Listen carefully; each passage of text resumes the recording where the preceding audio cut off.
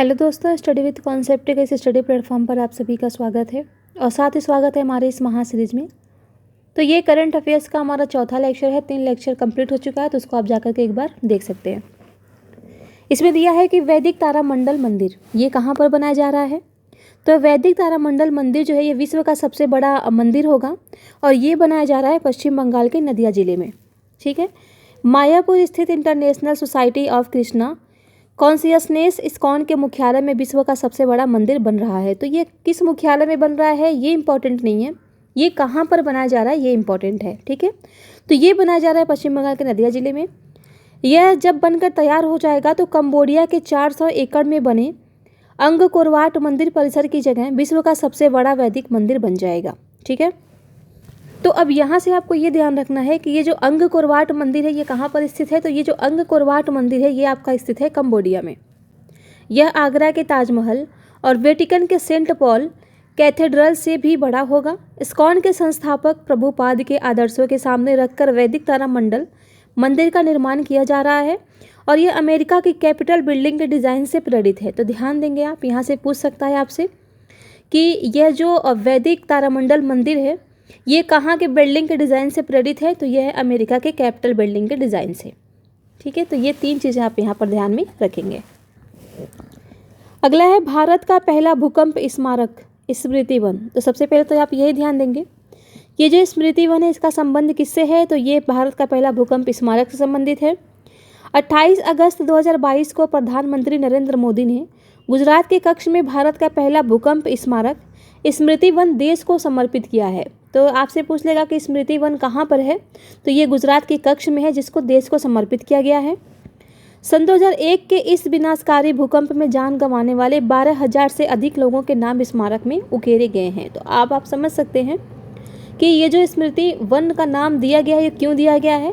क्योंकि जब भूकंप आया था सन 2001 में तो उसमें क्या हुआ था कि 12,000 से भी अधिक लोगों ने अपने जान गंवाए थे और उन्हीं के नामों को इनके जो दीवार है स्मृति वन का, उन दीवारों पर इनके नामों को उकेरा गया है। ठीक है, तो यहाँ से आप इसको ध्यान में रखेंगे।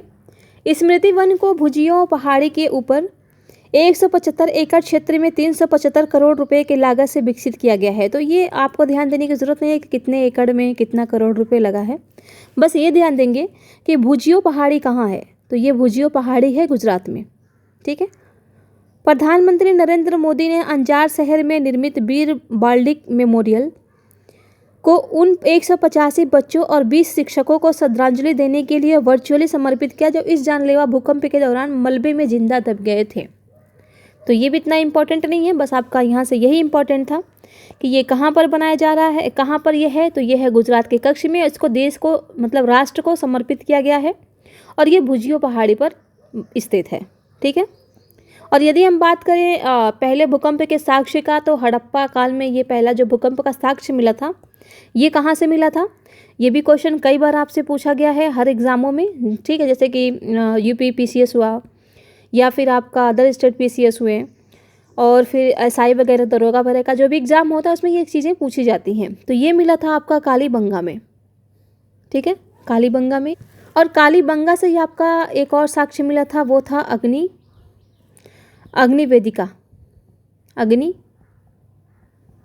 वेदिका के साक्ष्य भी यहीं से मिले थे। तो ये भी चीज़ें आप ध्यान में रखेंगे। ठीक है, तो भारत का पहला जो भूकंप का साक्ष्य था हड़प्पा काल में वो कहाँ से मिला था, कालीबंगा से, और कालीबंगा से ही मिला था अग्नि वेदिका। अब है टॉय क्लस्टर का शिलान्यास। 27 अगस्त 2022 को मध्य प्रदेश के मुख्यमंत्री शिवराज सिंह चौहान ने इंदौर में मध्य भारत के पहले toy cluster Indore international toy cluster का शिलान्यास किया। तो ध्यान देंगे, ये जो टॉय क्लस्टर का शिलान्यास किया गया है कहाँ पर किया गया है। तो ये किया गया है मध्य प्रदेश में, और मध्य प्रदेश में भी कहाँ किया गया है। तो ये किया गया है इंदौर में। ठीक है, बाकी ये सब आप छोड़ सकते हैं नीचे, ये सब इतना इम्पोर्टेंट नहीं है। फिर है हमारा भारत का पहला 3D मुद्रित डाकघर। ध्यान देंगे, ये डाकघर की बात कर रहा है और 3D मुद्रित है। भारत का पहला 3D मुद्रित डाकघर बेंगलुरु कर्नाटक में बनाया जा रहा है। तो ध्यान देंगे कहाँ पर बनाया जा रहा है। तो ये बनाया जा रहा है बेंगलुरु में।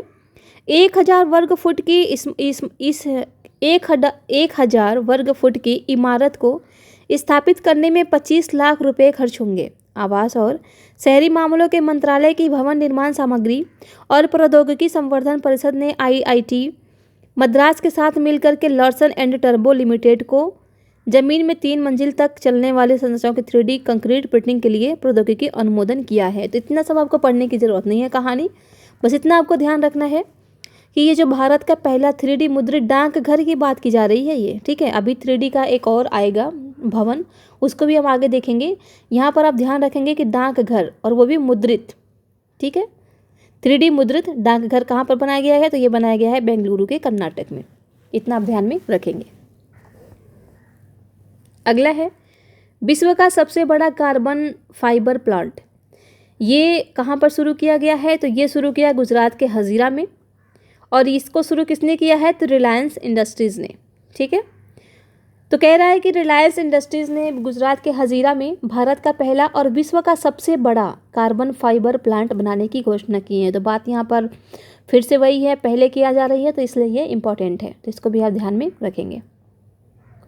भारतीय नौसेना का नया ध्वज 2 सितंबर 2022 को प्रधानमंत्री नरेंद्र मोदी ने भारत के पहले विमान वाहक पोत INS विक्रांत के प्रक्षेपण को चिन्हित करने हेतु कोच्चि में भारतीय नौसेना के नए पताका ध्वज का अनावरण किया। पताका एक राष्ट्रीय ध्वज है जो जहाज़ों और विमानों पर प्रायः सशस्त्र बलों की शाखा या इकाई के विशेष प्रतीक चिन्ह के साथ प्रदर्शित होता है। नौसेना के ध्वज में बदलाव का सुझाव वाइस एडमिरल BEC बारबोजा ने दिया था।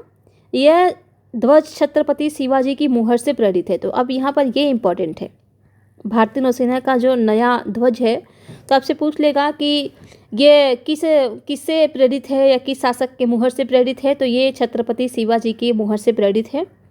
और अष्टकोणीय नीला रंग, इसमें नीले रंग का प्रयोग किया गया, ये अष्टकोणीय है, ये भी ध्यान देंगे, ये अष्टकोणीय है। जैसे कि यहाँ पर देख सकते हैं, ये देखिए 1 2 3 4 5 6 7 और ये 8, तो इसी की बात कर रहा है, ये अष्टकोणी है, ठीक है। इसमें सनह नो वरुणा यानी जल के देवता हमारे लिए मंगलकारी रहे को भी जोड़ा गया है। तो ये सब इम्पोर्टेंट नहीं है किसको क्या जोड़ा गया है, बस इतना ध्यान रखेंगे कि ये किसके मुहर से प्रेरित है, तो ये छत्रपति शिवाजी के मुहर से प्रेरित है, और इसमें नीले रंग का यूज किया गया है, ठीक है। बाकी आप यहाँ से ये सब छोड़ सकते हैं। अगला है छत्तीसगढ़ के नए जिले। 3 सितंबर 2022 को छत्तीसगढ़ के मुख्यमंत्री भूपेश बघेल ने राज्य के 30वें जिले सारंगगढ़ बिलाईगढ़, 31वें जिले खैरागढ़ छुई खदान गंडई और 2 सितंबर को 29वें जिले मोहला मानपुर चौकी का शुभारंभ किया। तो ध्यान देंगे 30वां जिला, ये देखिए उल्टा दिया है। सबसे पहले तो आप याद करेंगे 29वें जिले को, तो 29वां जिला जो है आपका वो है मोहला मानपुर चौकी, ठीक है। 30वां है आपका सारंगगढ़ बिलाईगढ़, और आपका 31वां है आपका खैरागढ़ छुई खदान गंडई, ठीक है। तो ये छत्तीसगढ़ के नए ज़िले हैं। मुख्यमंत्री द्वारा इससे पहले छत्तीसगढ़ में जिलों की संख्या 28 थी, जो अब कितनी हो गई है, 31 हो गई है। तो आपसे ये भी पूछ सकता है कि पूर्व में छत्तीसगढ़ में कितने ज़िले थे, तो 28 थे। ऐसे याद रखिएगा कि इसमें 28 ज़िले थे, हमारे यहाँ 28 UTS हैं, स्टेट हैं, ठीक है। तो भारत में जो अभी राज्यों की संख्या है वो 28 है। तो इसे आप ध्यान में रख लीजिएगा कि छत्तीसगढ़ में पहले जो जिलों की संख्या थी वो 28 थी, ठीक है। और अगर हम UTS की बात करें तो हमारे यहाँ अब है 8, ठीक है। 28 राज्य हैं और 8 केंद्र शासित प्रदेश हैं। तो यहाँ पर आप याद कर लीजिएगा 29वां जिला, 30वां जिला और 31वां जिला, ठीक है।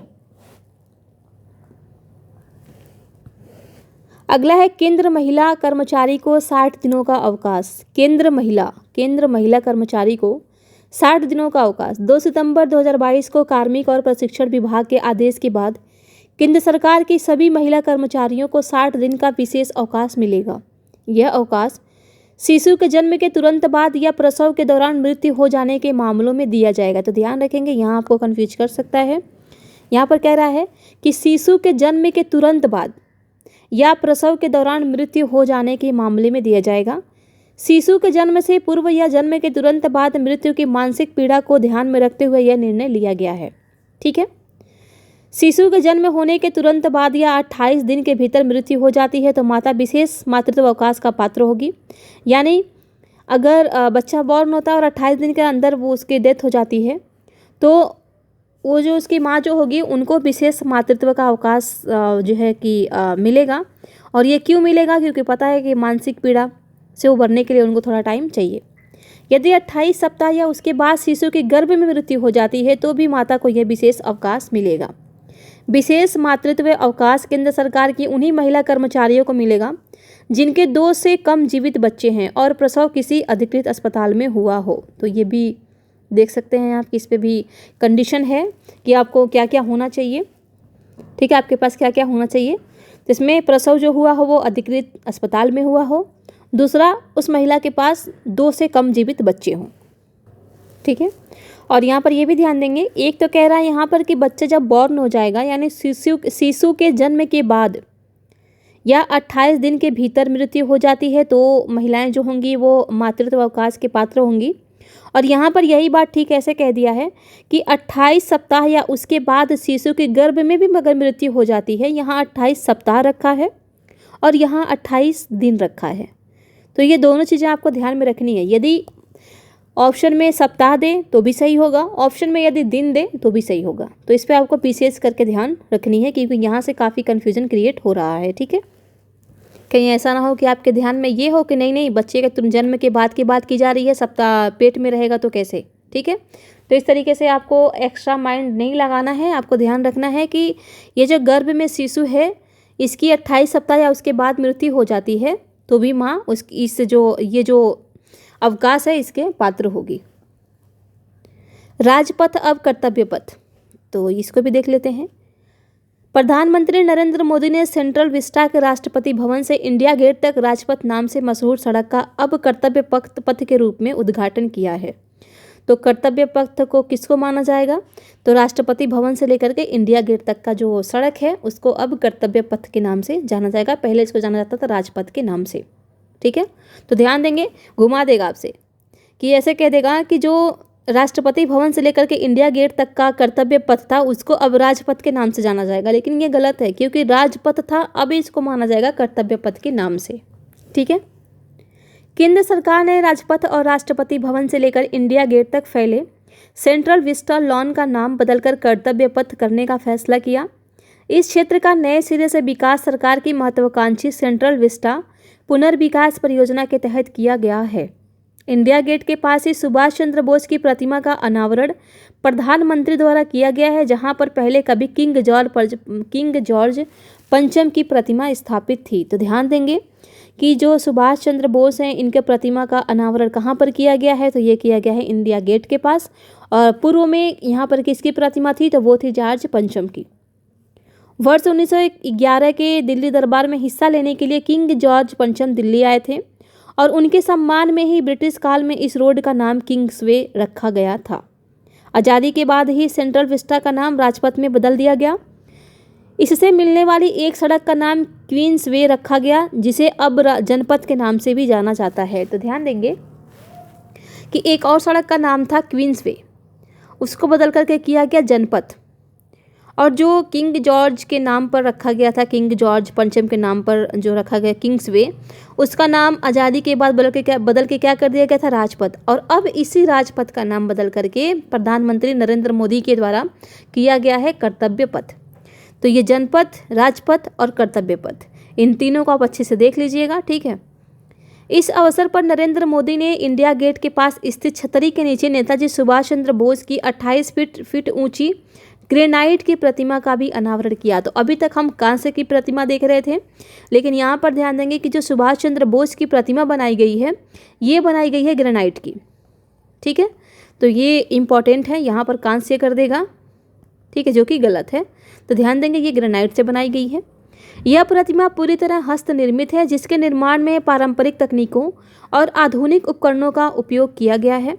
नेताजी की यह प्रतिमा उनकी होलोग्राम प्रतिमा के स्थान पर स्थापित की गई है, जिनका अनावरण जनवरी 2022 में उनकी 125वीं जयंती के अवसर पर किया गया था। तो इतना ज़्यादा आपको कहानी याद करने की ज़रूरत नहीं है, जो इम्पॉर्टेंट है यहाँ पर हाईलाइट कर दिया गया है। अब इसी चीज़ को आप ध्यान में रखेंगे। ठीक है, राष्ट्रीय पोषण माह सितंबर, ये अभी जो बीपीएससी का एग्ज़ाम हुआ है 68वीं, उसमें पूछा गया था कि पोषण माह कब मनाया गया है, तो ये मनाया गया था सितंबर में। अभी ये हाल फिलहाल का जो एग्ज़ाम हुआ इसी में पूछा गया था। तो राष्ट्रीय पोषण माह सितंबर में मनाया गया है। तो कह रहा है कि सितंबर 2022 को महिला और बाल विकास मंत्रालय ने देश भर में 5वें राष्ट्रीय पोषण माह का आयोजन किया। तो ध्यान दीजिएगा, यहाँ से आपको यहाँ से बिल्कुल कन्फ्यूजन नहीं होगा। बात की जा रही है पोषण की, ठीक है, और पोषण की बात की जा रही है। अगर माँ को स्वस्थ भोजन मिलेगा, माँ स्वस्थ रहेगी, तो जिस बच्चे को वो जन्म देगी वो बच्चा भी स्वस्थ रहेगा, ठीक है। तो इसलिए महिला और बाल विकास मंत्रालय ने इसका क्या किया है, आयोजन किया है इस सितंबर यानी राष्ट्रीय पोषण माह का। हर सितंबर को ये मनाया जाएगा। इस वर्ष पोषण माह के अवसर पर भारत के आयोडीन मैन के रूप में प्रसिद्ध पद्मश्री डॉक्टर चंद्रकांत एस पांडव ने भारत में कुपोषण से लड़ाई में मोटे अनाज के महत्व पर चर्चा की गई है। तो मैं ऊपर ही दूसरे लेक्चर में शायद मैं आपको बताई हूँ बहुत अच्छे तरीके से। तमिलनाडु में क्या किया जा रहा है कि जो मोटे अनाज हैं उनका नाश्ते में बच्चों जो मिड डे मील है उसमें जो बच्चों को भोजन दिया जाता है, तो तमिलनाडु क्या कर रही है कि नाश्ते में भी दे रही है, ठीक है। तो इन सब चीज़ों को, मोटे अनाजों का महत्व पर चर्चा किया इन्होंने। तो मोटे अनाज को बढ़ावा देने के लिए एक तरीका हम इसको भी अपना सकते हैं, मेंस में आप इसको लिख सकते हैं। तो यहाँ से आपको जो ध्यान रखना है वो ये रखना है कि आयोडीन मैन किसे कहा जाता है, तो आयोडीन मैन कहा जाता है पद्मश्री डॉक्टर चंद्रकांत एस पांडव को। इतना भी अगर आप ध्यान रखेंगे चंद्रकांत एस पांडव, तो भी आपका काम बन जाएगा, ठीक है। पोषण अभियान, प्रधानमंत्री नरेंद्र मोदी ने 8 मार्च 2018 को राजस्थान के झुंझुनू में इस कार्यक्रम की शुरुआत की थी। तो ध्यान देंगे, इस पोषण अभियान की शुरुआत कहाँ पर की गई थी, तो ये की गई थी राजस्थान के झुंझुनू में।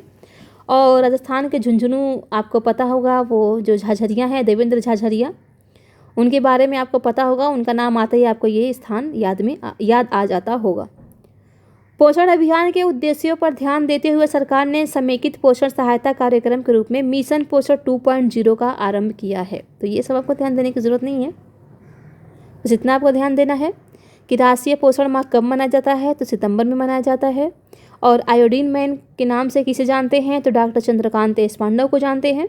और जो पोषण अभियान है इसका सबसे पहले शुभारंभ कहाँ पर किया गया था, तो यह किया गया था राजस्थान के झुंझुनू में। अब है भारत का पहला जैव गांव। त्रिपुरा में भारत के पहले जैव गांवों को मान्यता दी गई है।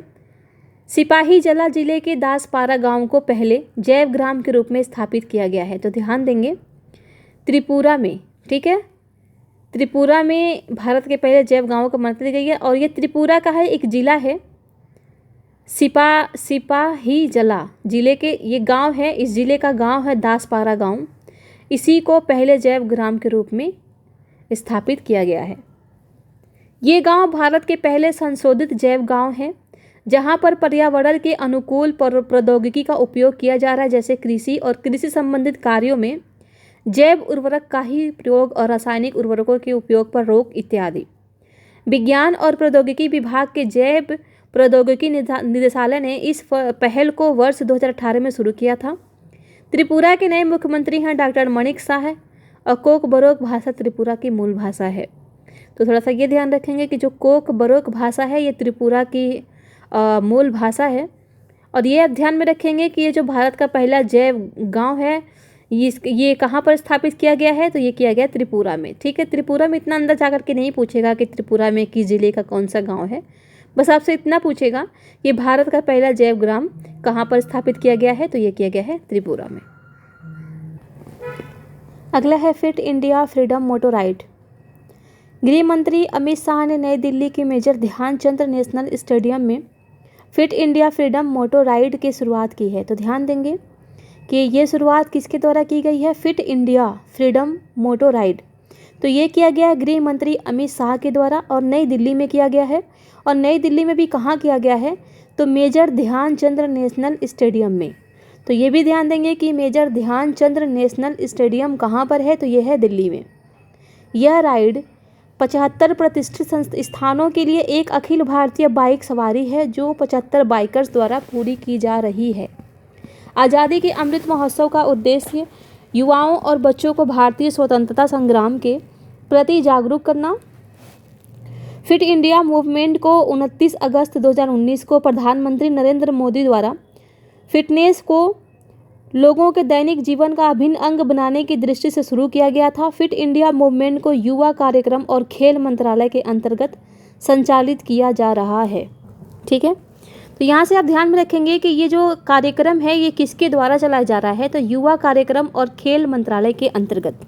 तो 29 अगस्त को ये शुरुआत की गई है और आप सभी को पता है 29 अगस्त को क्या मनाया जाता है, क्या है, तो ये है खेल दिवस। खेल दिवस, ठीक है, पूरा लिख लीजिए। राष्ट्रीय खेल दिवस मनाया जाता है 29 अगस्त को, राष्ट्रीय खेल दिवस ये मनाया जाता है 29 अगस्त को। इसलिए अगर आपको थोड़ा सा ये जरूर याद आ जाएगा ना, तो आप यहाँ तक ज़रूर पहुँच जाएंगे कि खेल मंत्रालय के द्वारा ही ये शुरू किया गया है। और यहाँ पर थोड़ा सा अगर ये भी आप ध्यान में रख लेंगे कि यहाँ पर कह रहा है कि ये जो 75 बाइकर्स होंगे उनके द्वारा ये बाइक सवारी है उनके द्वारा ये पूरी की जाएगी। तो आपको पता है कि ये बाइकर्स जो होते हैं वो भी तो एक तरीके से खेल ही होता है, क्योंकि हर किसी को तो ये चीज़ आती नहीं है, बहुत प्रैक्टिस करनी पड़ती है। काफ़ी गेम भी आते हैं ये जो बाइक राइडर्स होते हैं उसको लेकर के।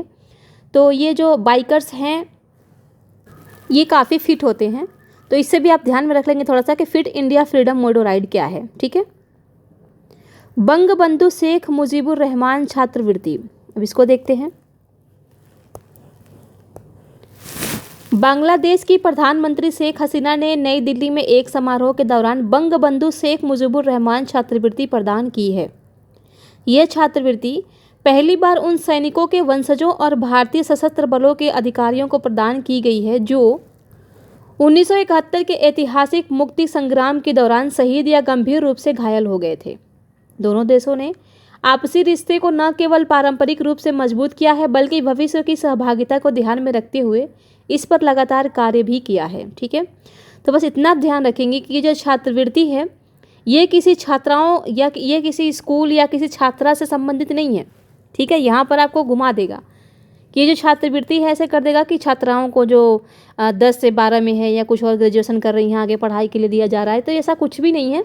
ये किनको दिया जा रहा है, तो ये दिया जा रहा है सैनिकों और भारतीय सशस्त्र बलों के अधिकारियों को। ठीक है, राष्ट्रीय समुद्री विरासत परिषद लोथल, पत्तन पोत परिवहन और जलमार्ग मंत्रालय द्वारा गुजरात स्थित सिंधु घाटी सभ्यता के ऐतिहासिक शहर लोथल में राष्ट्रीय समुद्री विरासत परिषद का निर्माण किया जा रहा है। तो काफ़ी इंपॉर्टेंट है ये, चूँकि यहाँ पर बात आ जा रही है हिस्ट्री की, तो ये आप ध्यान में रख सकते हैं। और ये लोथल था, ये प्राचीन काल में एक पत्तन था, पत्तन बंदरगाह भी था, ठीक है, सिंधु घाटी सभ्यता का। तो यहीं पर ये जो राष्ट्रीय समुद्री विरासत परिसर है ये यहीं पर इसको बनाया जा रहा है।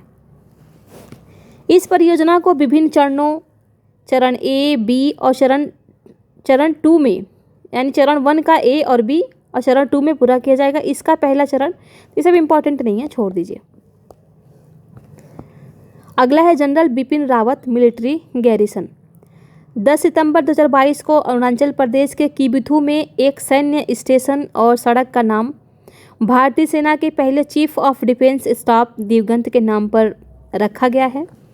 किबिथु सैन्य शिविर का नाम रखा गया है। वहीं सीएम पेमा खांडू ने वालोंग में किबिथु तक 22 किलोमीटर लंबी सड़क का नाम जनरल बिपिन रावत मार्ग रखा है। इस अवसर पर जनरल रावत के एक आदमकद भित्ति चित्र का भी अनावरण किया गया है।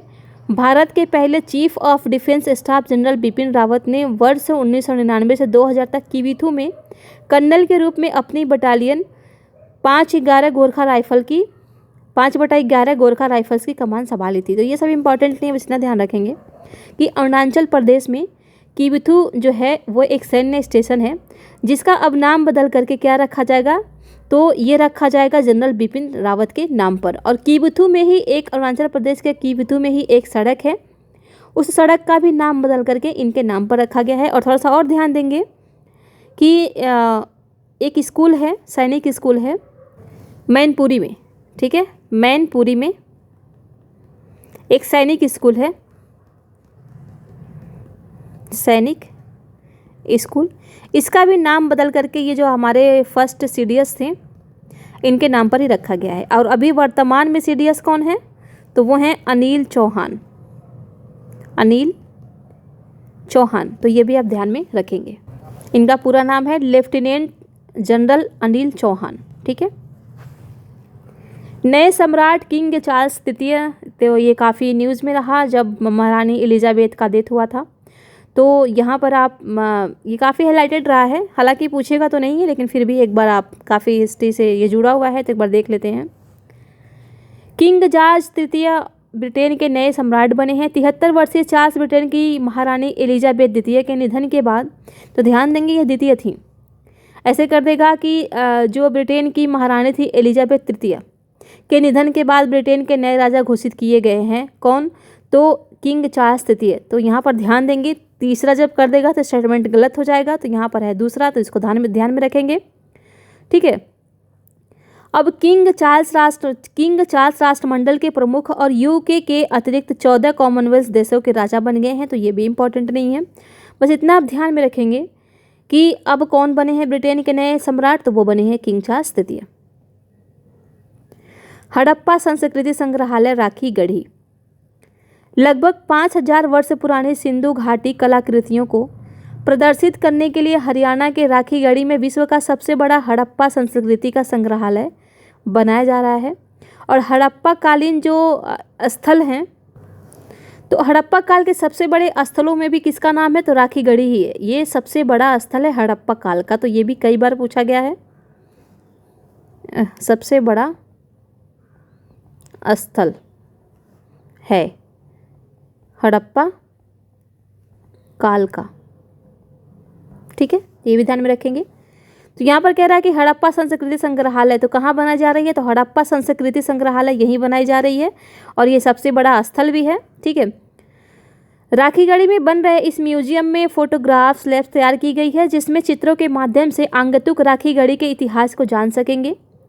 पहली बार हरियाणा में किसी म्यूजियम में किड्स जोन का निर्माण करवाया जा रहा है, ताकि बच्चे भी खेल में अपने इतिहास को अवगत हो सके, अपने इतिहास से। ठीक है। तो ये सब छोड़ दीजिए, इतना इंपॉर्टेंट नहीं है, बस इतना ध्यान में रखिएगा कि हड़प्पा संस्कृति संग्रहालय कहाँ बनाया जा रहा है, तो हड़प्पा काल का सबसे बड़ा जो स्थल है राखीगढ़ी, वहीं पर ये बनाया जा रहा है। भारतीय पुरातत्व सर्वेक्षण ने राखीगढ़ी गांव में पहली बार 1963 में खुदाई शुरू की थी, और इसके बाद 1998 2001 के बीच डॉक्टर अमरेंद्र नाथ ने के नेतृत्व में ASI ने, फिर ये सब छोड़ दीजिए, कुछ भी नहीं है। ठीक है।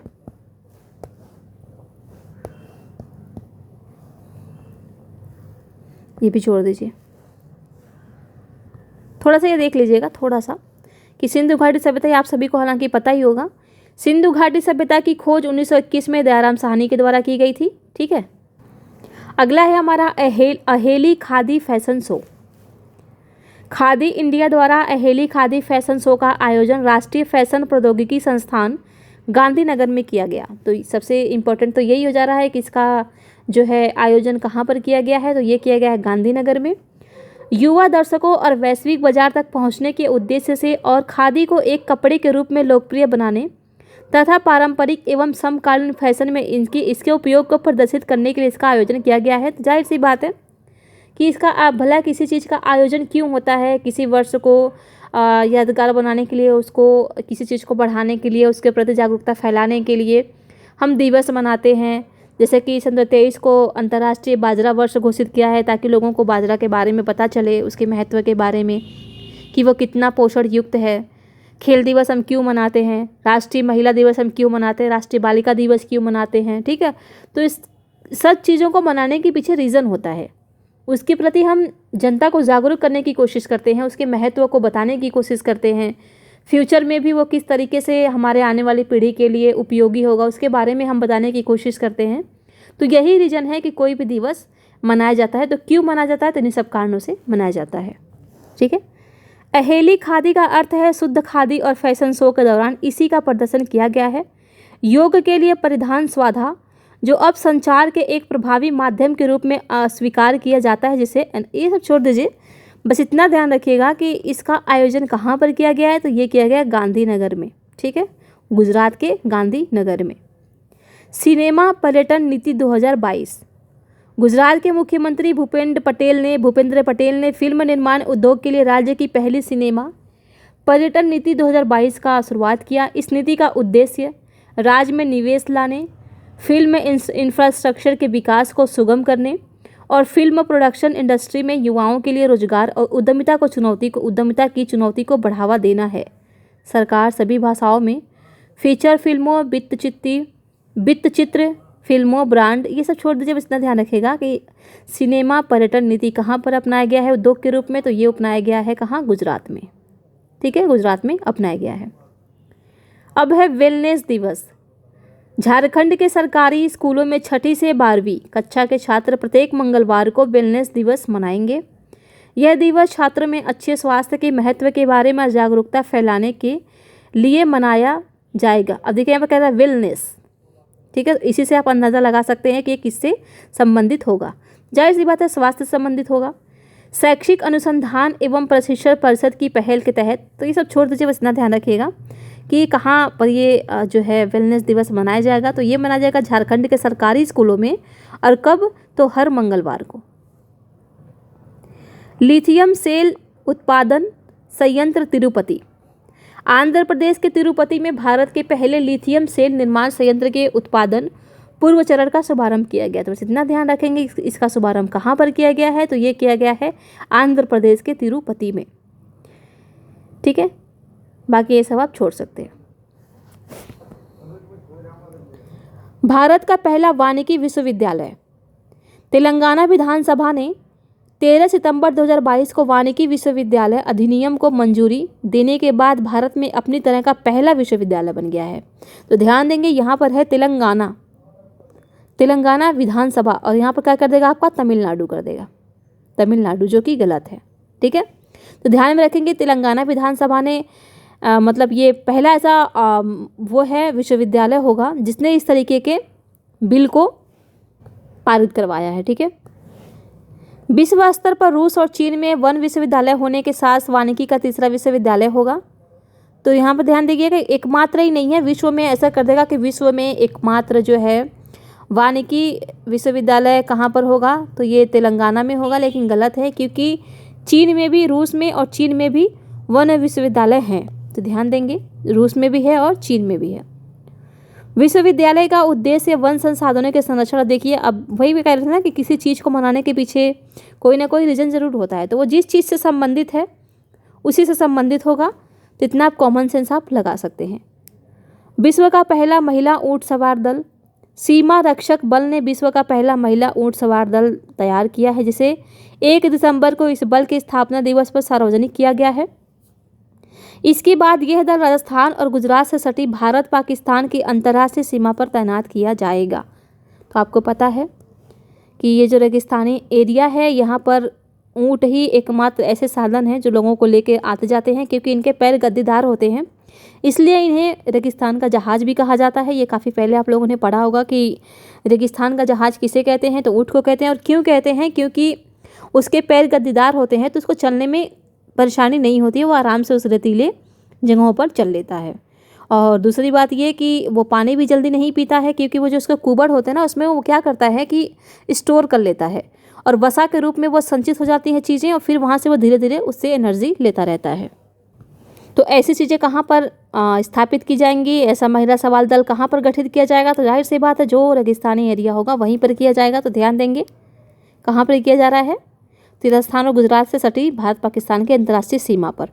और किसके द्वारा किया जाएगा? तो घूम करके जो पहरेदारी करते हैं वो कौन करते हैं? तो सीमा रक्षक बल ही तो करते हैं, BSF ही तो करते हैं। ठीक है, तो उन्हीं के द्वारा ये शुरू किया गया है। पहली सेमीकंडक्टर प्रोडक्शन फैक्ट्री।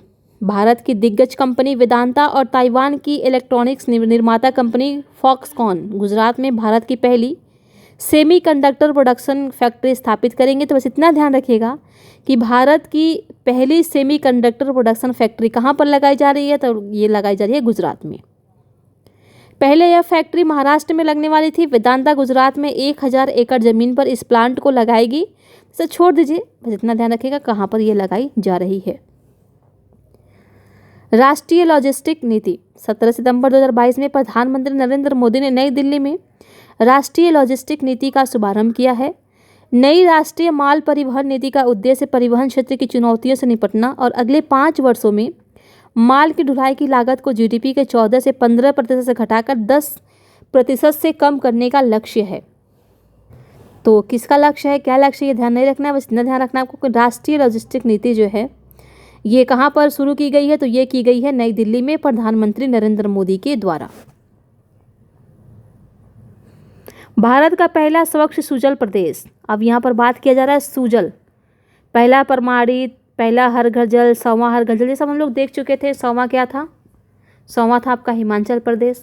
हर घर प्रमाणित जल था, कौन था, वो था गोवा।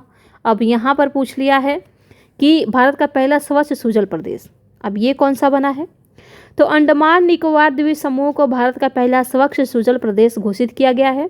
ठीक है, तो ध्यान देंगे किसको किया गया है, तो अंडमान निकोबार को। अंडमान और निकोबार द्वीप समूह के सभी गांवों को हर घर जल सुविधा और खुले में शौच से मुक्त घोषित किया गया है।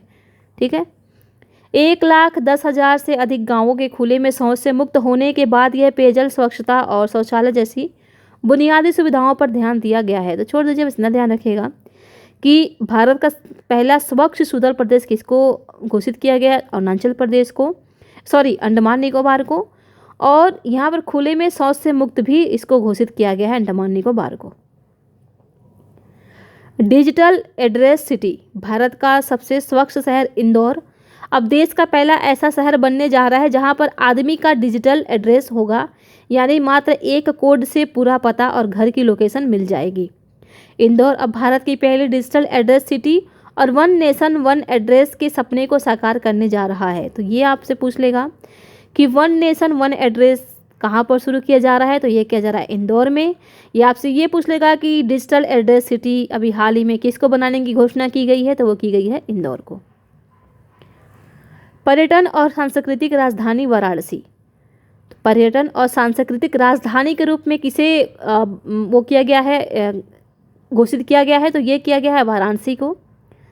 समरकंद उज्बेकिस्तान में, यानी उज्बेकिस्तान का एक स्थान है समरकंद। अगर आप लोगों ने मुगल एम्पायर का वो आया था सीरीज, अगर आपने उसको देखा होगा, तो समरकंद के बारे में वहाँ पर बताया गया, बाबर की पूरी स्टोरी दी गई है। काफ़ी अच्छे तरीके से उन्होंने उसमें एक्टिंग किया हुआ है, काफ़ी चीज़ें वहाँ से आपको सीखने को मिल जाएगा। तो एक बार आप लोग खाना खाते टाइम ऐसे करके आधा घंटे करके आप देख सकते हैं। उसको बहुत बड़ा नहीं है, 4-4.5 घंटे की है, तो आप लोग उसको 10-12 दिन में निकाल देंगे यदि आधे घंटे देखते हैं तो। 4.5-5 की समथिंग ही है वो। संघाई सहयोग संगठन के राष्ट्राध्यक्षों की 22वीं बैठक में वाराणसी को वर्ष 2023 के लिए संघाई सहयोग संगठन की पहली पर्यटन और सांस्कृतिक राजधानी नामित किया गया है। वर्ष 2022-23 के दौरान वाराणसी में कई सांस्कृतिक आउटरीच कार्यक्रम आयोजित किए जाएंगे। इसका प्राचीन नाम काशी है, जिसकी राजधानी बनारस या वाराणसी थी। यह जैन धर्म के 23वें तीर्थंकर भगवान पार्श्वनाथ की जन्मस्थली है। भारत का सबसे पुराना संस्कृत कॉलेज जोनाथन डंकन द्वारा 1791 ईस्वी में कॉर्नवालिस के शासन के दौरान स्थापित किया गया था। एनी बेसेंट ने वर्ष 1898 में सेंट्रल हिंदू कॉलेज की स्थापना यहीं पर की थी। तो ध्यान देंगे, ये काफ़ी इंपॉर्टेंट है यहाँ ये, ठीक है। सबसे पहला तो यही, किसका प्राचीन नाम क्या था, तो इसका प्राचीन नाम था काशी। इसकी राजधानी थी बनारस या वाराणसी। और जो जैन तीर्थंकर थे, 23वें तीर्थंकर थे भगवान पार्श्वनाथ। इनका जो प्रतीक चिन्ह है, प्रतीक पार्श्वनाथ का, इनका है सांप, ठीक है। 24 में तो आप सभी को पता है महावीर थे, ठीक है, स्वामी महावीर थे। तो ये इनका प्रतीक चिन्ह जो है, ठीक है। भारत का सबसे पुराना संस्कृत कॉलेज कौन सा है, तो वो है जोनाथन डंकन, ये जो है किसके द्वारा बनवाया गया, जोनाथन डंकन के द्वारा 1991 में, 1991 बार बोल रही हूँ, 1791 ईस्वी में कॉर्नवालिस के शासन के दौरान स्थापित किया गया था, ठीक है। और एनी बेसेंट ने वर्ष 1898 में सेंट्रल हिंदू कॉलेज की स्थापना की थी। तो सेंट्रल हिंदू कॉलेज की स्थापना किसके द्वारा किया गया था, तो ऑप्शन में बार बार देता है मदन मोहन मालवीय, लेकिन ये किया गया था एनी बेसेंट के द्वारा, ठीक है। और थोड़ा सा यहाँ देख लीजिएगा कि जो ये SCO संगठन है, संघाई सहयोग संगठन, इसमें कौन कौन से देश शामिल हैं, क्योंकि यहाँ से पूछ लेता है। तो इसके एक बार आप गूगल सर्च कर लीजिएगा। चलिए मैं ही बता देती हूँ। इसमें जो है आपका सबसे पहले तो है भारत, ठीक है, रूस, चीन, कुल 8 हैं इसमें, ठीक है। फिर है आपका पाकिस्तान, और 4 जो है मध्य एशियाई देश हैं, जिसमें से है आपका कजाकिस्तान,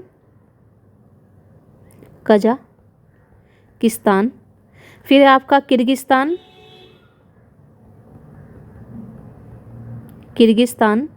फिर है आपका उज्बेकिस्तान, और लास्ट है आपका ताजिकिस्तान, ठीक है। 5 मध्य एशियाई देश हैं, जिनमें से ये 4 शामिल हैं, बल्कि एक नहीं है। तो ये जो ताजिकिस्तान है ना, यहाँ पर कर देगा तुर्कमेनिस्तान, ठीक है। थोड़ा सा आप लोग इसमें से ये देख लीजिएगा कि संघाई सहयोग संगठन में कौन कौन से सदस्य शामिल हैं, एक बार गूगल सर्च कर लीजिएगा, ठीक है, या फिर इसको नोट डाउन ही कर लीजिए। इसमें 8 देश होते हैं, 8 देश, जिसमें से है आपका भारत, पाकिस्तान, रूस और चीन, ठीक है। और जिसमें 4 मध्य एशियाई देश हैं, जिनमें से है आपका पहला कजाकिस्तान,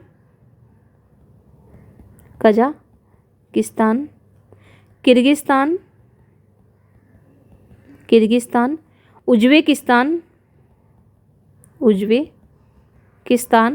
फिर आपका तजाकिस्तान, ठीक है। तो ये आपके 8 हो गए। ध्यान रखिएगा इसमें यूएसए नहीं है, क्योंकि अगर यहाँ पर भारत है ना तो इसमें कर देगा यूएसए, क्योंकि भारत यूएसए ज़्यादातर साथ में आते हैं, तो यहाँ पर यूएसए नहीं है। और यहाँ पर जो मध्य एशियाई देश हैं वो 5 हैं। तो ये जो 5 मध्य एशियाई देश हैं, इनमें से आपका तुर्कमेनिस्तान शामिल नहीं है, ठीक है। तो आपको क्या करेगा कि ये तजाकिस्तान की जगह तुर्कमेनिस्तान कर देगा। तो आपको ध्यान रखना है कि ये तुर्कमेनिस्तान नहीं है, तजाकिस्तान है। और ये क्वेश्चन आपका बन सकता है यूपीएससी में, और यूपीपीसीएस में कोई भरोसा नहीं है कि स्टेटमेंट आपका बना दे, क्योंकि बात यहाँ पर करंट में ये आ ही गया है, तो आपका बना सकता है। तो इसको आप ध्यान में रखेंगे। तो पर्यटन और सांस्कृतिक राजधानी किसको घोषित किया गया है? तो वो किया गया है वाराणसी को। अगला है नैनो खाद प्लांट। उत्तर प्रदेश के प्रयागराज में भारत का दूसरा नैनो प्लांट खाद तैयार किया जा रहा है। तो ध्यान देंगे, ये उत्तर प्रदेश, ये पीसीएस में पूछा जा सकता है, यूपी पीसीएस में। तो उत्तर पूछ लेगा कि उत्तर प्रदेश में प्रयागराज, उत्तर प्रदेश में कहाँ पर भारत का दूसरा नैनो प्लांट खाद तैयार किया जा रहा है? तो ये किया जा रहा है प्रयागराज में। और दूसरे तरीके से आपका स्टेटमेंट ये बना देगा कि उत्तर प्रदेश के प्रयागराज में भारत का पहला, यहाँ पर कर देगा पहला नैनो खाद प्लांट तैयार किया जा रहा है, ठीक है। तो इसको आप ध्यान में रखेंगे, पहला देगा तो ये गलत हो जाएगा, तो इसको आप ध्यान में रखेंगे कि दूसरा है, जिसमें सरकार की मंजूरी मिलते ही उत्पादन आरंभ हो जाएगा। इफ्को की भारत में पहली नैनो खाद की इकाई गुजरात स्थित कलोल में लगी थी। तो ध्यान देंगे, पहली जो नैनो खाद प्लांट लगाया गया ये कहाँ पर है? तो ये गुजरात में है, और दूसरा जो है ये है आपका उत्तर प्रदेश में। तो यहाँ पर दोनों स्टेटमेंट हैं, तो दोनों को चेंज कर देगा। पहला कर देगा पहला कर देगा आपका प्रयागराज में, और दूसरा कर देगा गुजरात में। तो ध्यान देंगे, पहला है गुजरात में और दूसरा है प्रयागराज में। बाकी ये सब आप छोड़ सकते हैं। महिला विधेयकों का एक दिन आरक्षित, इसको देखते हैं। उत्तर प्रदेश विधानमंडल के मानसून सत्र में पहली बार विधानसभा में 22 सितंबर को महिला विधायकों के लिए एक दिन आरक्षित किया गया है। तो कहाँ पर ये किया गया है? तो उत्तर प्रदेश के विधानमंडल में, ये भी ध्यान देंगे। भारत में यह पहली तरह का अपना प्रयास है। भारत में यह अपनी तरह का पहला प्रयास है। इस दौरान विधानसभा में प्रश्नकाल के बाद महिला प्रतिनिधियों एवं महिलाओं से संबंधित मुद्दों पर चर्चा की जाएगी। तो ध्यान देंगे, प्रश्नकाल के बाद यहाँ पर कर देगा आपका शून्यकाल, ठीक है। तो ध्यान देंगे, शून्यकाल के बाद नहीं, प्रश्नकाल के बाद किया जा रहा है ये, ठीक है। तो महिला जो ये उत्तर प्रदेश विधानमंडल है, यहाँ पर प्रश्नकाल के बाद से विधानसभा में महिला प्रतिनिधियों एवं महिलाओं से संबंधित मुद्दों पर चर्चा की जाएगी। उत्तर प्रदेश की वर्तमान विधानसभा में 47 तथा विधान परिषद में 6 महिलाएं हैं। तो ध्यान देंगे ये भी कि उत्तर प्रदेश के विधानसभा में वर्तमान में कितनी महिलाएं हैं, तो वो 47 हैं, और विधान परिषद में अगर पूछे तो 6 हैं। उत्तर प्रदेश लोकसभा सीट कितनी है? 80 है, पूछ सकता है आपसे। राज्यसभा सीट कितनी है? 31 है, और विधानसभा सीट कितनी है? 403 है, और विधान परिषद में 100 सीटें हैं। तो ये मोस्ट इम्पॉर्टेंट है आपके लिए, ठीक है, मोस्ट इम्पॉर्टेंट। इसको कह सकते हैं हम कि ये यूपी स्पेशल, ये यूपी स्पेशल से संबंधित टॉपिक हैं, ठीक है। तो ये आप ध्यान में रखेंगे कि कितनी कितनी सीटें किस में है। नीलकुरुंजी ये क्या है, इसका संबंध किससे है? तो ये एक फूल है। नीलकुरुंजी एक फूल है। पश्चिमी घाट में बैगनी नीले रंग के नीलकुरुंजी फूल खिले हुए हैं। तो ध्यान देंगे ये कैसे, इनके कलर कैसा होता है? इनका कलर होता है बैगनी और नीला। नीलकुरुंजी के ये फूल 12 वर्ष में एक बार खिलते हैं। बाप रे बाप, मतलब 12 साल में एक बार ये फूल खिलता है। ये आखिरी बार 2006 में खिले थे। इसके वर्ष 2018 में खिलने की उम्मीद थी, लेकिन उस वर्ष नीलकुरुंजियां नहीं देखी गईं। पर्यावरणविदों के मुताबिक फूलों के खिलने में देरी का कारण जलवायु परिवर्तन है। नीलकुरुंजी फूल के बारे में और देख लेते हैं। तो नीलकुरुंजी फूल के इसका वैज्ञानिक नाम है स्ट्रोबिथैलस स्ट्रोबिलैंथेस कुंथियानस। ये नाम बड़ा टेढ़ा होता है, ठीक है, स्ट्रोबिलैंथेस कुंथियानस। तथा पश्चिमी घाट के, ये पाया जाता है पश्चिमी घाट के 16 वनों के लिए स्थानिक यह पौधा अकैंथेसी और जीसस स्ट्रोबिलेंथेस से संबंधित है। तो ध्यान देंगे पश्चिमी घाट में पाया जाता है। यहाँ पर कर देगा पूर्वी घाट, पूर्वी घाट। मैं आपको इसलिए ऐसा करके बताती हूँ ताकि आप लोगों को चीज़ें तुरंत याद आ जाए कि ये नहीं ये होगा, ठीक है। यह एक दुर्लभ प्रजाति का पौधा है। अब जाहिर सी बात है दुर्लभ प्रजाति का ही होगा जब 12 साल में एक बार खिल रहा है। तो इसके खिलने में 12 वर्ष का समय लगता है, क्योंकि नीलकुरुंजी के फूलों के परागण के लिए इतनी लंबी अवधि की आवश्यकता होती है। एराविकुलम राष्ट्रीय उद्यान नीलकुरुंजी फूलों के खिलने के लिए विशेष भूमिका कार्य करता है। तो एराविकुलम जो राष्ट्रीय उद्यान है, ये इन फूलों को खिलने के लिए फूलों के खिलने के लिए विशेष भूमिका कार्य करता है। नीलगिरी पर्वत का नाम नीलकुरुंजी फूलों से पड़ा है। तो ध्यान देंगे नीलगिरी पर्वत का नाम कैसे पड़ा था? तो नीलगिरी पर्वत का नाम इन्हीं फूलों के नाम पर पड़ा था। नीति आयोग की तर्ज पर राज्य स्तरीय संस्थान 18 सितंबर 2022 को महाराष्ट्र के मुख्यमंत्री देवेंद्र फडणवीस ने समग्र डेटा विश्लेषण और विभिन्न क्षेत्रों में गहन अध्ययन के बाद निर्णय लेने के लिए राज्य में नीति आयोग की तर्ज पर एक संस्थान स्थापित किए। तो ये संस्थान जो है कहाँ पर स्थापित किया गया है? तो ये किया गया है महाराष्ट्र में। ये भी ध्यान देंगे। इससे कृषि, स्वास्थ्य, शिक्षा, रोजगार, पर्यावरण जैसे क्षेत्रों में महत्वपूर्ण परिवर्तन लाने में मदद मिलेगी। इस दौरान नीति आयोग के मुख्य कार्यकारी अधिकारी और अन्य विशेषज्ञ ने अपना प्रस्तुतिकरण दिया, जो आयोग द्वारा महाराष्ट्र को विभिन्न क्षेत्रों में परिवर्तन लाने के लिए सहायता दिए जाने से संबंधित था। तो सब छोड़ देंगे, बस इतना ही आपको ध्यान रखना है। कजाकिस्तान की नई राजधानी का नाम बदल दिया गया है, और अब इसका जो राजधानी का नाम है वो है अस्ताना। तो कजाकिस्तान की राजधानी अब अस्ताना है, तो ये भी ध्यान देंगे। और नूसंतारा किसकी बनी है? तो नूसंतारा बनी है इंडोनेशिया की, ये भी ध्यान में रखेंगे। कजाकिस्तान की नई राजधानी बनी है अस्ताना, और इंडोनेशिया की नई राजधानी बनी है नूसंतारा। इंडोनेशिया, ये लिख देती हूँ मैं, इंडोनेशिया की नई राजधानी नूसंतारा, ठीक है। कजाकिस्तान ने अपने देश की राजधानी नूर सुल्तान का नाम बदलकर अस्ताना कर दिया। तो ध्यान देंगे पूर्व में इस राजधानी का नाम था नूर सुल्तान। इससे पूर्व 1991 में एक स्वतंत्र देश बनने के बाद कजाकिस्तान ने, छोड़िए ये सब हमारे लिए इंपॉर्टेंट नहीं है, बस इतना ही था कि इसने अपना नाम बदल करके रख लिया है अस्ताना। खाद्य सुरक्षा एटलस, पूर्वी भारत में बिहार और उड़ीसा के बाद झारखंड तीसरा राज्य बन गया है जिसने ग्रामीण क्षेत्रों के लिए खाद्य सुरक्षा एटलस उपलब्ध कराया है। तो ध्यान देंगे ये तीसरा है, और पहला कहाँ पर था? तो पहला था बिहार में, दूसरा था उड़ीसा में, और तीसरा है आपका झारखंड में, ठीक है।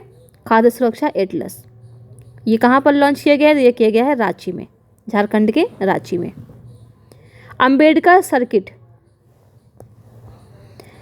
ये है कि यहाँ इसमें दिया कि धर्मशाला में केंद्रीय पर्यटन और संस्कृति मंत्री जी किशन रेड्डी ने अंबेडकर सर्किट को कवर करने के लिए एक विशेष पर्यटन ट्रेन की घोषणा की है धर्मशाला में। ये धर्मशाला कहाँ पर है? तो ये है हिमाचल प्रदेश में, हिमाचल प्रदेश में है। बजट सत्र से पहले भारत में नेशनल टूरिज्म पॉलिसी के तहत विकास भी और विरासत भी की तर्ज पर टूरिज्म सेक्टर का विकास किया जाएगा। तो ये सब आपको कहानी इतना पढ़ने की ज़रूरत नहीं है, बस इतना ध्यान देंगे कि अंबेडकर सर्किट का उद्घाटन कहाँ पर किया गया है। तो इसका जो है ये किया गया है धर्मशाला, जो धर्मशाला कहाँ पर है? हिमाचल प्रदेश में है। और थोड़ा सा आप ये ध्यान रखेंगे कि तेलंगाना के मुख्यमंत्री चंद्रशेखर राव ने तेलंगाना के नए सचिवालय का नाम भीमराव अंबेडकर के नाम पर रखने का फैसला किया है। तमिलनाडु सरकार द्वारा 14 अप्रैल को समानता दिवस के रूप में मनाने की घोषणा की गई है। तो समानता दिवस कब मनाया जाएगा? 14 अप्रैल को मनाया जाएगा। और कहाँ पर मनाया जाएगा? तो ये मनाया जाएगा तमिलनाडु में। तो यहाँ पर कंफ्यूज नहीं होना है, तमिलनाडु में तो समानता दिवस मनाया जाएगा, लेकिन तेलंगाना में नए सचिवालय का नाम बदल करके डॉक्टर भीमराव अंबेडकर के नाम पर रखा गया है। तो इसमें आपको कन्फ्यूजन नहीं होना है तेलंगाना और तमिलनाडु में। स्वच्छ टाइकथॉन, टॉय क्लस्टर हमने देखा था, इंदौर में शुरू किया गया था, और ये है स्वच्छ टाइकथॉन। आवासन एवं शहरी कार्य मंत्रालय द्वारा स्वच्छ टाइकथॉन नामक प्रतियोगिता लॉन्च की गई है। यह खिलौने के सृजन या विनिर्माण में कचरे के उपयोग के लिए समाधान की खोज करने का एक प्रयास है। मेंस के लिए मोस्ट इम्पॉर्टेंट है ये। जलवायु परिवर्तन, फिर से वही चीज़ जो दूसरे में बताया गया था लेक्चर में, तीसरे में, ठीक है। जलवायु परिवर्तन, पर्यावरण प्रदूषण, पर्यावरण प्रदूषण, इसको दूर करने में, ठीक है। कचरे से निपटने में, कचरे से निपटने में, फिर कह सकते हैं जल प्रदूषण से बचने में, प्रदूषण से बचाओ। इन सारी चीज़ों में इसको आप डाल सकते हैं एग्जाम्पल के रूप में। एक सुझाव जो होता है ना, सुझाव, उस सुझाव में या समाधान में इस चीज़ को आप डाल सकते हैं। और ये आपका एक बहुत ही कह सकते हैं कि मजबूत वाला फैक्ट होगा। तो इस फैक्ट का यूज आप इस तरीके से कर सकते हैं एग्जाम्पल के रूप में, ठीक है। यह सेवा दिवस से लेकर के 2 अक्टूबर, ये छोड़ दीजिए। इसका उद्देश्य क्या है, ये इंपॉर्टेंट है। इसका उद्देश्य है सूखे अपशिष्ट का उपयोग करके खिलौने के डिज़ाइन में नवोन्मेष लाना, ठीक है। Abode of the unicorn, Assam सरकार द्वारा काजीरंगा राष्ट्रीय उद्यान में गैंडे के जले हुए सींगों की राख से एक स्मारक का निर्माण किया गया है। एबोर्ड ऑफ द यूनिकॉर्न, ठीक है। तो नाम से ही आपको पता लग रहा है कि क्या है ये, तो गैंडे के जले हुए सींगों की राख है। तो ये कहाँ पर इसका निर्माण किया जा रहा है इस स्मारक का? तो ये किया जा रहा है असम में। और असम में कहाँ? तो काजीरंगा राष्ट्रीय उद्यान में। तो यहाँ से 2 चीज़ें इंपॉर्टेंट है कि काजीरंगा राष्ट्रीय उद्यान कहाँ पर है, तो ये असम में है, ये ध्यान में रखेंगे आप, ठीक है। एबोर्ड ऑफ द यूनिकॉर्न नाम से इसमें गैंडे की 3 मूर्तियां हैं, एक वयस्क नर है, एक वयस्क मादा है और एक गैंडे का बच्चा है। गैंडों की मूर्तियों को बनाने के लिए शिकारियों और आमतौर पर जो तस्करी में जब्त किए गए जो गैंडे थे, उनके सींगों को जलाने से प्राप्त राख और प्राकृतिक रूप से मरने वाले जानवरों से एकत्र की गई राख का उपयोग करके इसको बनाया जा रहा है। तो बस इतना ध्यान रखिएगा कि एबोर्ड ऑफ द यूनिकॉर्न कहाँ पर बनाया जा रहा है, तो ये बनाया जा रहा है असम के काजीरंगा राष्ट्रीय उद्यान में। और ये क्या है, तो ये गैंडों को जले हुए सींगों की राख है। इसमें कंक्रीट वगैरह मिला करके बनाया जा रहा है। भारत का पहला कोचिंग हब जयपुर, जैसे कि जो कांच के टुकड़े हैं ना, कांच के टुकड़े होते हैं, कांच के टुकड़े, इनको मिला करके एक वहाँ पर चंडीगढ़ में है रॉक संग्रहालय करके, कि क्या है थोड़ा सा ध्यान नहीं आ रहा मुझे, हालांकि चंडीगढ़ में ही घूमने की जगह है वो। तो उसमें क्या किया गया ना कि चूड़ियों से जितने भी शीशे वगैरह हैं, उसे बहुत ही अच्छे तरीके से वहाँ पर मूर्तियाँ बनाई गई हैं रंग बिरंगे तरीके से, उसमें मिला करके ऐसे कंक्रीट वगैरह सीमेंट वगैरह मिला करके। तो बहुत ही शानदार तरीके से वो बना हुआ है। तो एक बार उसको आप जरूर जा करके देखिए, ज़रूर देखिए उसको, ठीक है। अब है भारत का पहला कोचिंग हब जयपुर। ये भारत का जो पहला कोचिंग हब है वो जयपुर बना है। राजस्थान के युवाओं को प्रतियोगी परीक्षाओं की तैयारी के लिए बेहतर सुविधाएं देने तथा कोचिंग संस्थानों को सुनियोजित तरीके से स्थान उपलब्ध कराने के लिए जयपुर के प्रताप नगर को भारत का पहला कोचिंग हब के रूप में विकसित किया जा रहा है। यह राज्य सरकार की एक अनूठी परियोजना है जिसके माध्यम से देश प्रदेश के छात्र छात्राओं को एक ही परिसर में सभी शिक्षा सुविधाएं उपलब्ध करवाई जाएंगी। तो बस इतना ध्यान रखिएगा कि ये कहाँ पर बना है, ये जो है कहाँ पर विकसित किया जा रहा है भारत का पहला कोचिंग हब, तो ये किया जा रहा है जयपुर में। बस इतना ही आपके लिए काफ़ी है। अगला है विश्व का पहला सीएनजी टर्मिनल। प्रधानमंत्री नरेंद्र मोदी ने गुजरात के भावनगर में विश्व के पहले सीएनजी टर्मिनल का शिलान्यास किया है और पहला नैनो जो यूरिया प्लांट है उसका भी उद्घाटन कहाँ पर किया गया है, गुजरात में किया गया है। बस अंतर ये है कि वो किया गया है कलोल में, ऊपर ही हमने पढ़ा, और ये किया गया है भावनगर में। ठीक है, तो इसका आप ध्यान में रखेंगे, बाकी आप यहाँ पर छोड़ सकते हैं। विश्व का सबसे बड़ा सफारी पार्क। हरियाणा राज्य के गुरुग्राम और नूह जिले की अरावली पर्वत श्रृंखला में लगभग 10,000 एकड़ क्षेत्र में विश्व का सबसे बड़ा सफारी पार्क स्थापित किया जा रहा है। तो यहाँ पर सबसे पहले तो यही ध्यान रखेंगे कि सफारी पार्क कहाँ पर स्थापित किया जा रहा है, तो यह किया जा रहा है हरियाणा में, हरियाणा के गुरुग्राम और नूह जिलों में। तो आपसे ये भी पूछ लेगा कि नूह जिला कहाँ पर स्थित है, तो नाम चूँकि अरबी सा लग रहा है, तो ये जो नूह जिला है ये है आपका हरियाणा में, तो इसमें कन्फ्यूज़न नहीं होना है आपको। जंगल सफारी योजना के साकार होने के बाद एनसीआर में पर्यटन को काफ़ी बढ़ावा मिलेगा और स्थानीय लोगों के लिए रोजगार के अवसर प्रदान होंगे। तो जाहिर सी बात है, रोजगार के अवसर तो प्रदान होंगे ही। वहीं परियोजना का प्रबंधन करने के लिए एक अरावली फाउंडेशन की स्थापना की गई है। तो ये इंपॉर्टेंट नहीं है, जितना इंपॉर्टेंट था वहाँ पर मैंने हाईलाइट कर दिया। पुलमपारा ग्राम पंचायत तिरुवनंतपुरम। केरल के तिरुवनंतपुरम में स्थित पुल्लमपारा ग्राम पंचायत डिजिटल रूप से साक्षर देश की पहली ग्राम पंचायत बन गई है। अब देखिए, कलोल तो गुजरात में है, कोल्लम केरल का जो कोल्लम जिला था वो बना था संवैधानिक रूप से साक्षर, और यहाँ पर बात की जा रही है डिजिटल रूप से साक्षर। कंफ्यूज नहीं होना है। कोल्लम जो है, केरल का जो कोल्लम है, कोल्लम वो क्या है, तो वो संवैधानिक रूप से साक्षर, और यहाँ पर जो तिरुवनंतपुरम है वो किस रूप में साक्षर है, तो डिजिटल रूप से साक्षर। ठीक है, और फाइबर ऑप्टिकल पहला नेट बनाने वाला भी कौन है अपना, वो है केरल ही। पंचायत में समाज के सबसे वंचित वर्गों को डिजिटल शिक्षा प्रदान करने के लिए डीजी पुल्लमपारा प्रोजेक्ट शुरू किया गया था। तो ये भी ध्यान देंगे कि डीजी पुल्लमपारा प्रोजेक्ट कहाँ पर शुरू किया गया है, तो ये किया गया है केरल में। और ये किससे संबंधित है, तो ये है समाज के सबसे वंचित वर्गों को डिजिटल शिक्षा प्रदान करने से। ठीक है, यह प्रोजेक्ट कॉलेजों, कुटुंबश्री इकाइयों एवं अन्य स्वयं सहायता समूहों के स्वयं सेवकों की सहायता से चलाया गया था। राज्य सरकार ने लगभग 800 सरकारी सेवाओं को ऑनलाइन उपलब्ध कराया है, जिनका अधिकतम उपयोग डिजिटल रूप से साक्षर आबादी कर सकती है। तो ये सब इंपॉर्टेंट नहीं है, बस इतना इंपॉर्टेंट है आपके लिए कि पुल्लमपारा, सबसे पहले तो यही ध्यान रखेंगे कि पुल्लमपारा है कहाँ पर, तो पुल्लमपारा है आपका केरल में, कोल्लम भी आपका केरल में ही है, और तिरुवनंतपुरम भी कहाँ पर है, तो तिरुवनंतपुरम भी आपका कहाँ पर है, केरल में ही है। तो ये जो केरल का तिरुवनंतपुरम है, वहाँ पर जो पुल्लमपारा ग्राम है, पल्ली पंचायत ग्राम जम्मू कश्मीर में, जिसको कार्बन न्यूट्रल घोषित किया गया है, ये भी ध्यान में रखेंगे। तो ये जो पुल्लमपारा ग्राम पंचायत है, ये डिजिटल रूप से साक्षर देश का पहला ग्राम पंचायत बन गया है। ठीक है, यानी वहाँ पर डिजिटल, यानी जो ये है जो ऑनलाइन हो रहा है सारी चीज़ें डिजिटलीकरण, इसके बारे में वहाँ के सभी लोगों को जानकारी है। ठीक है, और ये किससे संबंधित है, तो सबसे वंचित वर्गों को डिजिटल शिक्षा प्रदान करने से। और इसके लिए केरल में क्या चलाया गया था, तो चलाया गया था डीजी पुल्लमपारा प्रोजेक्ट। ये चीज़ें यहाँ पर ध्यान में रखने वाली है, ये इंपॉर्टेंट है, आपका पूछ सकता है।